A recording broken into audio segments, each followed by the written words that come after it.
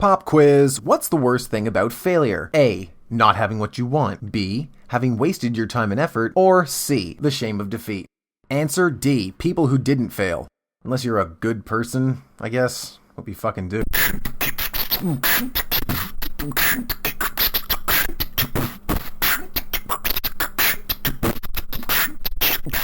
A lot of my classmates got into their programs of choice. Mike was leaving Sheridan to take radio broadcasting. Nikki and a bunch of others got into illustration, so they'd all go on without me. But everyone knew who was applying to what, so if they asked why I didn't appeal, I'd have to answer without revealing just how bad my mark was. If they chose to ask any follow-up questions, which was invariably, it just got worse. I'd have to tell them that I had no plan B.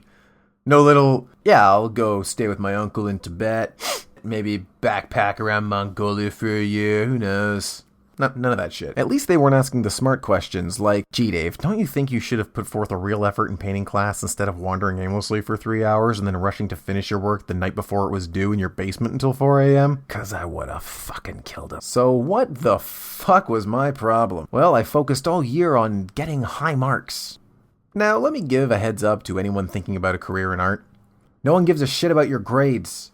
They want to see what you can do. Your straight A's and perfect attendance don't mean dick unless your ass can back up your mouth with a portfolio. Yeah, they don't tell you that shit. They don't tell you everything you thought you knew about being a student was worthless now. Who's responsible for this shit? That's something that could be included in orientation, maybe?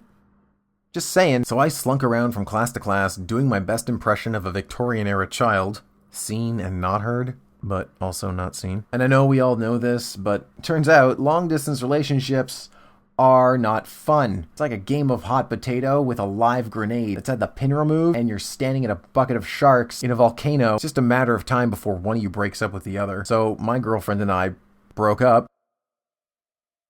At least I could relax at home.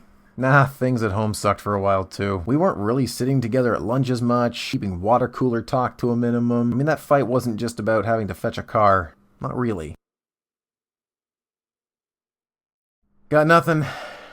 No girl, no money, no plan or prospects, and a lousy-ass job. Something in my life needed to change. But did I want to die having given up on my dream of being an artist?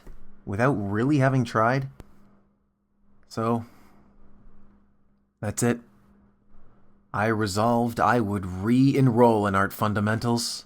I would bust my ass, and I would get into illustration. And if anyone asked me if I'd taken fundies before, I would not feel shame. No, for I would stand up tall, proud, look them in the eye, and say no.